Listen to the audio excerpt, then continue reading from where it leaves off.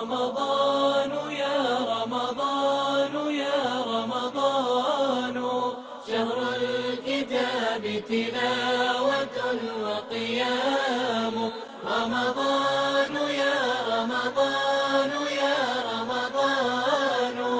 شهر الكتاب تلاوة وقيام يا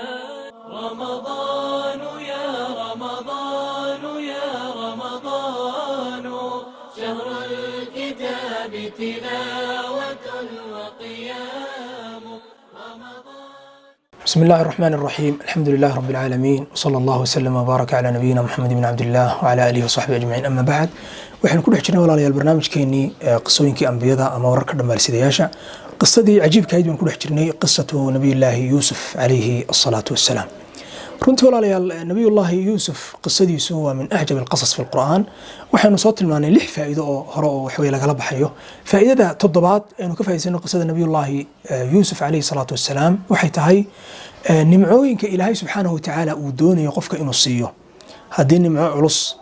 oo fadli iyo gallad ilaahay uu doonayo tabaaraka watacaala inuu ku gaarsiiyo waa in walaalayaal aynu ogaano in wax ka soo horeynayaan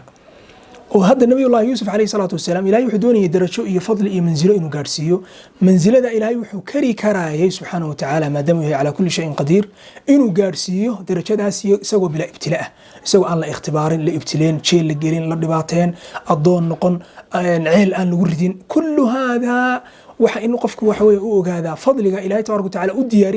u diyaarinayay nabiyullaahi yuusuf calayhi salaatu wassalaam ilaahay inuu ku gaarsiiyey fadligaas ibtilaa iyo ikhtibaaraad ka soo horeeya وهكذا نمعوينك إلهي سبحانه وتعالى ودوني قفك إنه قارنا إلهي ودوني قفك إنه قارسينا واحد جرى سنة الله سنة إلهي تبارك وتعالى وليه عادة إلهي تبارك وتعالى وليه هي وشيء إنه وحياة بدن أي كسر الريان أو وحياة بدن أي وحوية مقدمات أي نقدان أو اختبارات فربدن يبتلوين فربدن أي كسر الريان تاسي قدرة السنة إلهي تبارك وتعالى خصوصا سجار هنا علمك النافعة يوحكستو علمك النافع وصابيه وإن مركات سرنتي أي النقطة درسي أي كلبحان أرضية طلاب العلم علمك الشرعي برانيا علومته شرعية برانيسة وإن أوجادان فضل إلهي تبارك وتعالى وحلوه لي إن أنا نقنين بالراحة وحلوه لي أن نقنيس بالمشقة بالتعب لا يستطاع العلم براحة الجسم علمي قال له ما جاره شركة وحوي الراحة دي شركة إنه سكر نص كر راحته بل إن أوبا أنت وحويان وحنت كهرية أوبا أنت ابتلاءاتك اختبارك إلهي تبارك وتعالى قفك كو ابتلين يو أتكيسي جيدي قفك إنه حوي ويشو يو قفك إنه هم عالية هم وحوي سريسة وهنكيس النقطة هن سرية أو دبعتها وهريسة قفك كنت مع دادي مركب قفك تاو كوستو ومركب قفك تاو كو استاغو دي فضل فربدان قفك غاري كر لها ادون iyo diinba fadli badan qofku gaari kar laha wax weeyaan qofkaas wuxuu noqonayaa mid aan gaaraynin sideed walaalayaal faa'iidada kala baxayna waxa kamid ah in dambigu uu khatar yahay dunuubtuna in wax weeyaan ay isfurfurto oo shumiga dambiga iyo macsida dhibaatada ay leedahay qofku in dambi yar qofku intuu yaraysto uu dambigan yarno hadda sameeyadna ka yari mid weyn doona hadda uu ku rido walaalayaal hadda waxaad u fiirsataa nabiyullaahi yuusuf calayhi salaatu wassalaam walaaladii way xaasideen xasadku marka runtii dee waa dembi laakiin ayaa ahaato dembigaasi wuxuu u sababay nabi yuusuf calayhi salaatu wassalaam walaaladii wuxuu u sababay inay dunuub kale oo fara badan inay ku dhacaan waxay doonaan isagii aabihii inay kala kaxeeyaan halkaa waxay kasbadeen cuquuq waalideyn bay ku dhaceen isagii waxay doonaan mar inay dilaan markii dambe ceel bay ku rideen markay ceelka ku ridayeen waxay doonayaan inuu sidaa ku dhinto يعني قاربا لكن عقل بدنا مديق عقل بدنا كم لا تقتلوا يوسف ألقوه في غيابة الجب يلتقطوا بعض السيارة تطبع لغيابة وحويان يعني سعداء وضد مرة يعني قاتانة marka runtii waa dhibaato aad u badan qof muslim in wax weeyay lagu rido la dhibaateeyo bal la shirqoolo yani waxaas oo dambiga maxaa sababay xasad inay xaasideen oo dambiga xasadka ay ku dhaceen ba waxaas oo dambiyo markii dambe wax weeyaan sababay إلى ما يعول أهل العلم قال خذ أي صفات كمنافقين تقدم بقوة دعين صفات كمنافقين النبي قلت عليه الصلاة والسلام آية المنافق 3 إذا حدث فكذب ووعد فأخلف وأتمن فخان يعني صدق هذه الصفات المنافقين النبي قال شيء عليه الصلاة والسلام إخوة يوسف ولا لدي النبي يوسف ويكون دعين وربي شيئا ولي وركاس ويكون بين شيئا إن بلن قادن ويكبحين أمانة دي بيخياميين يعني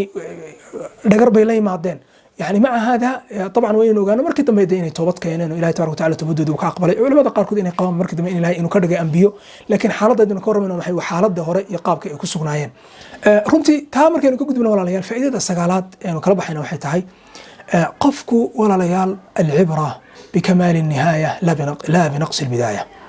runtii walaalayaal waxa dhacda qofku marmarka qaarkood inuu soo maro xaalado kala duwan waxa dhici karta mar qofku inuu soo maro waxa weeye waqti qofku diintaba ama qofku diin badan qofku aanu haysan ama qofku waqti uu gaal yahayba oo bila diin qofku yahay kadib qofku inuu soo islaamo xaaladda qofku waxa weeyaan gaalnimada ku sugan dunuub badan laga yaabo qofku inuu sameeyo dambiga shirkiga badi ugu weyn iyo gaalnimada ayaa ugu weynba dunuubba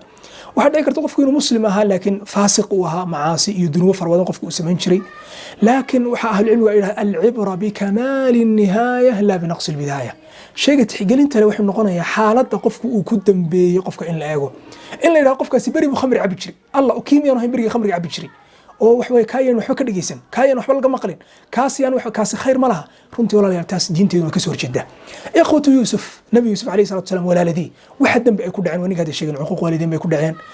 been bay ku dhaceen khiyaano ay ku dhaceen ballan fur bay ku wax weeyaan ay ku dhaceen walaalkooda ay shirqoolaan bay ku dhaceen waxa soo dambi hadana ay ku dhaceen إلهي تبارك وتعالى مركي ضمبه ووذا كل مي ضد ومن أكسب إلهي تبارك وتعالى وكدقي وأدورت إلهي تبارك وتعالى مصطفين إلهي أدورت أي إلهي تبارك وتعالى وكمد دقي بل أهل العلم فربضا وحي قبان إن يهين وحويا أنبياء إلهي تبارك وتعالى إنه كدقي أو أنبياء النقدين وإلهي تبارك وتعالى أدورتي أي أهل العلم فربضا رنتي أي قبان فإذا تبنات وحرنتي ولا ليرى إنه كلب حينا نبي الله يوسف عليه الصلاة والسلام وحاكم النيستي وعلم أخلاقه dhaqan runtii aad u wanaagsan iyo dulqaad aad u wanaagsan ayuu ku sifaysanaa nabiyullaahi yuusuf calayhi salaatu wasalaam akhlaaq dhammaystiran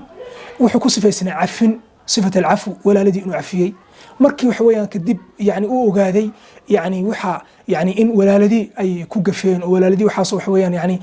kullu hada isagu og bahdana uu cafinayay markii ay la kulmeen ee dambe iyo markii horeba kullu hada wuxuu ku dhaqmay cafiga iyo in waxa weeyaan uu cafiyo nabiyullaahi يوسف عليه الصلاة والسلام يسوي تشيلك كتيرة رجع تشيلك وحويان كل شيء وحيكون هذين إنا نراك من المحسنين مركي دم ولا الذي أيوة ما دين سوى بقرنا وحيكون هذين إنا نراك من المحسنين صفة الإحسان قفكون نقض محسن قفكون نقض قف وحويان يعني أخلاق يدقن ونكسن هدو تشيل كتيرو هدو بقري هاي هدو أدوني هاي هدو وحويان يعني الدين هذا ولا الإنت كو عمل فشو حالات كستوت كسكون تايبة ما إنت حالات كقاركود مرة كسكون تاي إن دين هذا أتكلم وحويسك حد وأنا اعتبار يقين بدن أنا دويلن إننا نراك من المحسنين كيل أقولها إننا نراك من المحسنين يسوي تشيل كتيرة وكيل أقولها إننا نراك من المحسنين يسوي بقرة ومصر إنه حوي أطلنية runtii walaalayaal akhlaaqda iyo dhaqanka wanaagsan oo ku dhaqmi jiray nabiyullaahi yuusuf calayhi salaatu wassalaam runtii wax fara badan ayaa ilaahay tabaaraka watacaala uu ku siiyey akhlaaqda iyo dhaqankuna walaalayaal meel badan bay diinteena ay kaga jirtaa nabigu wuxuu tilmaamay calayhi salaatu wassalaam innamaa bu'ithtu liutammima makaarim alakhlaaq wax kale maahay waxa la ila soo diray in akhlaaqda iyo dhaqanka teeda wanaagsan in wax weeyaan aan dhammaystiro ayaa nabigu yiri calayhi salaatu wassalaam marka akhlaaqda iyo dhaqanka wanaagsan biriga iyo samafalka wanaagsan wax weeye hooyadii aabihii labadiisi waalid wax weeye uu samafalayo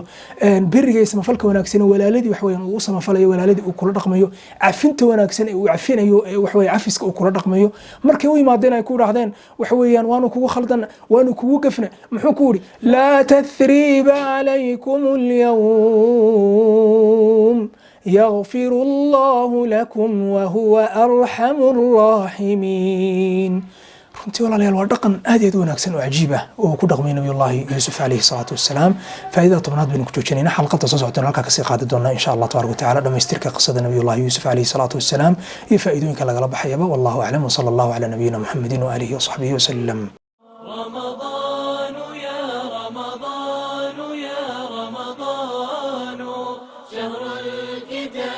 تلاوة وقيام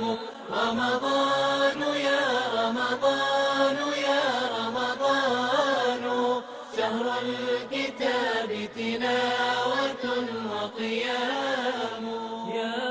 رمضان يا رمضان يا رمضان شهر الكتاب تلاوة وقيام